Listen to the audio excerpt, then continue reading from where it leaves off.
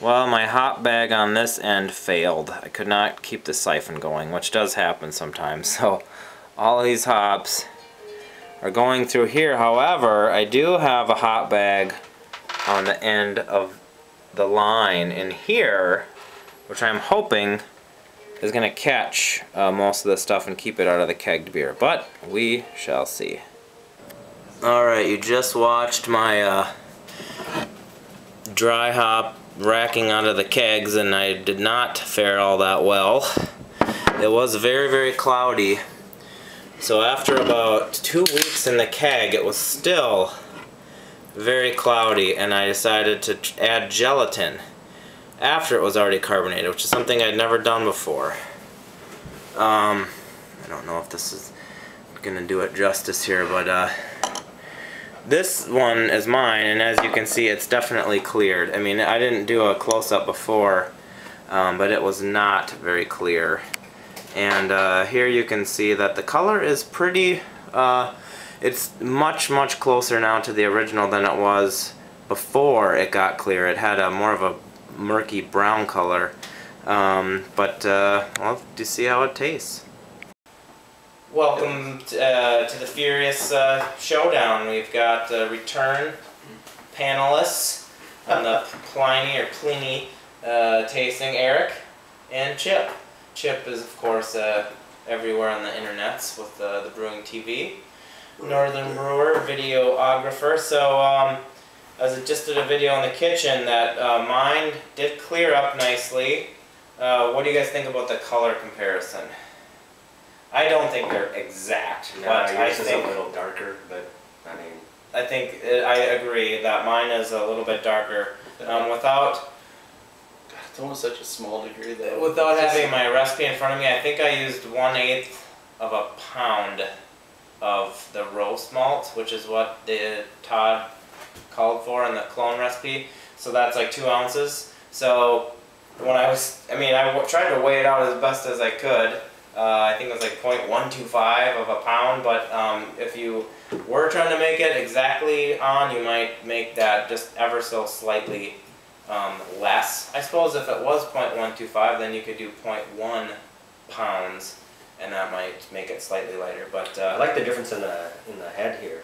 Yeah. It's, yours has a lot more bubbles. I didn't really pour it. Neither one. I didn't pour them similarly necessarily. So the commercial one's a little more foamy. You can try to foam it up, but I wouldn't judge it by there. And color, you're actually clearer, I think, at this moment. For one reason or another, yours is clearer than the commercial example. That, it's like, they don't a little more darker red. They don't filter either. They don't filter.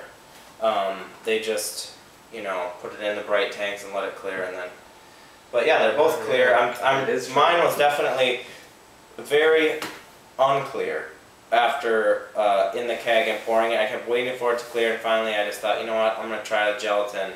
I'd never done that after a beer was already kegged and carbonated, though. I'd always done it when the beer got into the keg and then do it at that time. So anyway, that did work. It worked well. So start with yours or either, doesn't matter. These are just kind of shooting from the hip. Yeah, since we all three kind of know what the commercial's supposed to. I mean, I know what I think because I've done this once. Oh, the smell is like the smell. Yeah, the smell is very spot on. Also, I did a little less than 5 ounces of dry hops instead of 8 ounces of dry hops, which the recipe says. If I was to do it again, I mean, it is a nice aroma, but I think a couple ounces, mix and match of do half-ounce amounts of different hops would give you still a good dry hop aroma. And I say that because it's just a huge pain in the butt. It's a huge croissant of dry hops on the top of the thing, and it's just a pain to deal with. The commercial one actually smells sweeter in comparison at the moment. It's really weird. Yours smelled like what I think Furious smells like, but then when I went to Furious, I'm like, oh, it smells sweeter all of a sudden. I don't know if that's from the species of hops. I know that there's a lot of not random. I think there's a Tonum, Simcoe, Amarillo, and Warrior. Yeah. There's all those in the beer, and there might be those in the dry hop. I'll put a link to my recipe the recipe that I followed in the show description of this of this video, so we can check that out. These are so close. And what about the I would say yours taste? tastes a little fruitier. Not by worlds. I mean, they're still so bitter that fruit is low, but there's one thing I can say from tasting at There's least a little bit more of each too. at least a dozen of these Pro Series kits is like they're never exactly spot on. I think that has a lot to do, obviously, with their water more than anything. Brooklyn I Center, think also they're kind of infamous for just their, the scale. Yeah, large commercial, medium-sized commercial brewery versus. Did you listen to death metal while you're brewing this? It could have been the lack of. I knew there was something. It's a secret ingredient. Well, it's not secret, But essentially, I don't know if I've ever had a clone recipe be just completely dead on or indistinguishable. I've heard that some people claim that Even they have done that with different beers, maybe not with this Furious, but I think the Pro Series kit isn't so much a clone, right?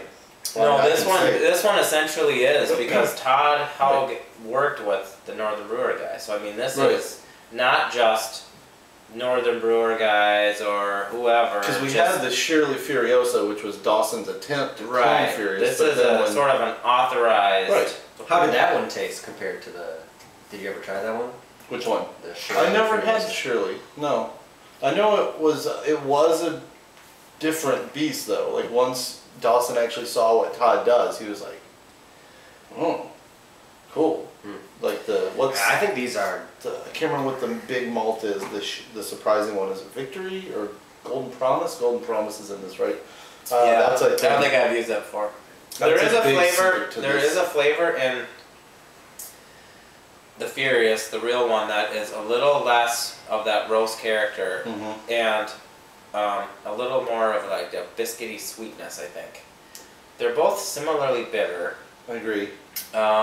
Yours has a mine, little bit and more roast. I had an interesting comment. Somebody who tried mine, and I commented on this very, very small percentage of roasted malt, which actually gives it some of the color, but it actually gives it a tiny bit of flavor. And he said, "Wow, you know, I never would have thought that flavor is in Furious." Right.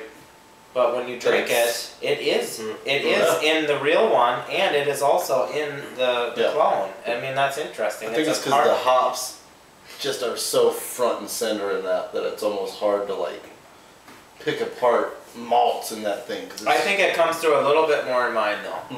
So actually, it's starting to get lightly chocolatey. You get more bitterness in the original. Okay. And like, especially on the aftertaste, it's like it really, on like the back. One other point of note is I think I was supposed to get 1065 for original gravity, and I got 1060. I think it was supposed to be 6.5% alcohol, and mine is 6%. So that's a slight difference. Which I'm going home. That's what it is. Which what would that do? That would mean mine is potentially. Well, I mean, it had slightly less sugar in it to begin with. I don't know if that's.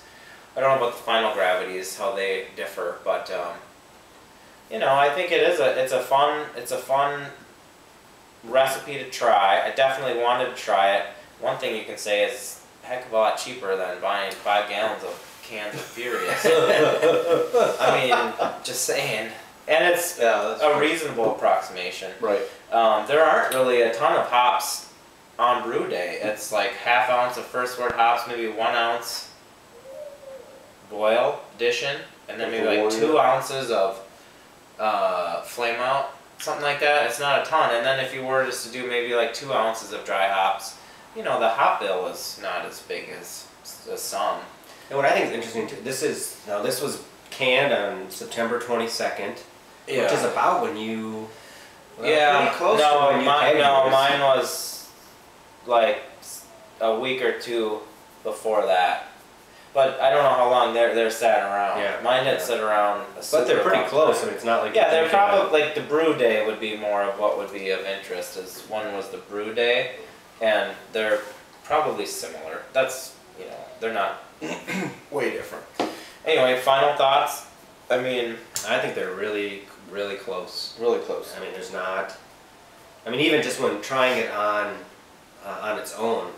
I mean, you taste me like, yep, this is Furious. Yeah. Tell you what, though, before it got clear, Yeah. It was not like furious. It was an interesting and okay hoppy brown ale. Yeah, you weren't very excited about it. No, I was kind of down on it. I'm so glad I came up with it. I mean, it really is almost crystal clear now. I mean, that... Where'd you get the gelatin? It was like a Hefeweizen. You can buy...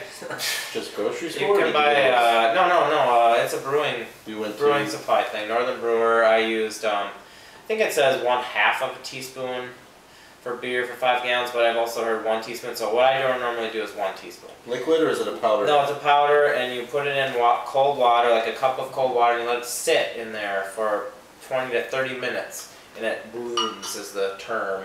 And then you heat it in the microwave, and I stir it every 20 seconds, and you heat it until it gets clear, which tends to be around 120, 130, 140 degrees. And then you dump it in the beer, and the beer has to, for the best results, it should already be cold. Mm-hmm. So if I'm going to use gelatin on the beer I'm kegging, I'll keg it, but not pressurize it. Put the keg in the fridge for a day, take the lid off, dump it in, hook up the CO2, bleed off the air from inside the keg, and then I'll rock it a little bit to get the gelatin in there, and then it does make a pretty clear beer. Well, my final thought, like you said, I think theirs is a little more kind of dank, but I think that's only because I think the dank is in your beer. I just, you know what I mean, kind of like that musty. Yeah, I get that. I get that. I think that's like a little bit of roast. Simcoe-y flavor. Yeah, almost. I relate it to almost like BO, even though that sounds horrible. But that's what it does. Like Summit hops are very dank and stinky. Maybe they use a little bit more hops at some part of the process than I did, but I did follow the recipe as best I could. So. Well, you're a lot happier with it. All right, cheers to a few more beers after this, and happy brewing.